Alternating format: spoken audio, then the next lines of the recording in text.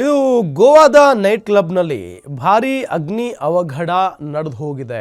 ಗೋವಾ ಪೊಲೀಸರಿಂದ ಪತ್ರಿಕಾ ಪ್ರಕಟಣೆ ಬಿಡುಗಡೆ ಆಗಿರುವುದು ನೋಡಿ. ಗೋವಾದ ನೈಟ್ ಕ್ಲಬ್ನಲ್ಲಿ ಭಾರೀ ಅಗ್ನಿ ಅವಘಡ ಪ್ರಕರಣಕ್ಕೆ ಸಂಬಂಧಪಟ್ಟಂತೆ ಗೋವಾ ಪೊಲೀಸರಿಂದ ಪತ್ರಿಕಾ ಪ್ರಕಟಣೆ ಬಿಡುಗಡೆ ಆಗಿದೆ. ರೋಮಿಯೋ ಲೇನ್ನಲ್ಲಿ ಭಾರೀ ಬೆಂಕಿ ಅವಘಡ ಸಂಭವಿಸಿದೆ. 25 ಜನ ಸಾವನ್ನಪ್ಪಿದ್ದಾರೆ. ಅವರಲ್ಲಿ 4 ಜನ ಪ್ರವಾಸಿಗರಿದ್ದಾರೆ.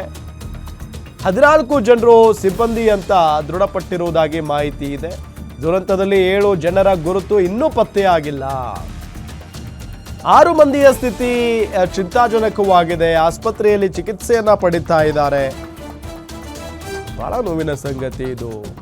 ಗೋವಾದ ನೈಟ್ ಕ್ಲಬ್ನಲ್ಲಿ ಏಕಾಏಕಿಯಾಗಿ ಭಾರೀ ಅಗ್ನಿ ಅವಘಡ ಸಂಭವಿಸ್ಬಿಟ್ಟಿದೆ. ಈ ವಿಚಾರಕ್ಕೆ ಸಂಬಂಧಪಟ್ಟಂತೆ ಎಷ್ಟು ಜನ ಇಲ್ಲಿ ಸಾವನ್ನಪ್ಪಿದ್ದಾರೆ, ಎಷ್ಟು ಜನ ಗಾಯಗೊಂಡಿದ್ದಾರೆ, ಎಷ್ಟು ಜನರ ಸ್ಥಿತಿ ಗಂಭೀರವಾಗಿದೆ, ಎಲ್ಲದರ ಬಗ್ಗೆಯೂ ಕೂಡ ಗೋವಾ ಪೊಲೀಸರು ಪತ್ರಿಕಾ ಪ್ರಕಟಣೆಯನ್ನು ಬಿಡುಗಡೆ ಮಾಡಿರುವುದು. ರೋಮಿಯೋ ಲೇನ್ನಲ್ಲಿ ಭಾರೀ ಅಗ್ನಿ ಅವಘಡ ಸಂಭವಿಸಿದೆ.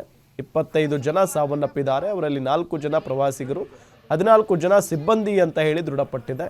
ದುರಂತದಲ್ಲಿ 7 ಜನರ ಗುರುತು ಇನ್ನೂ ಪತ್ತೆಯಾಗಿಲ್ಲ. 6 ಮಂದಿಯ ಸ್ಥಿತಿ ಬಹಳ ಗಂಭೀರವಾಗಿದೆ ಅನ್ನೋದು ಗೊತ್ತಾಗ್ತಾ ಇದೆ.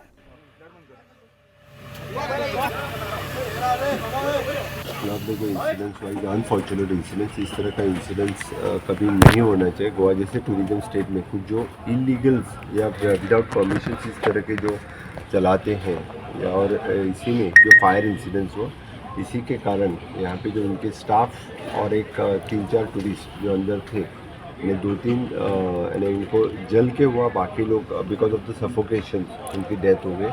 All together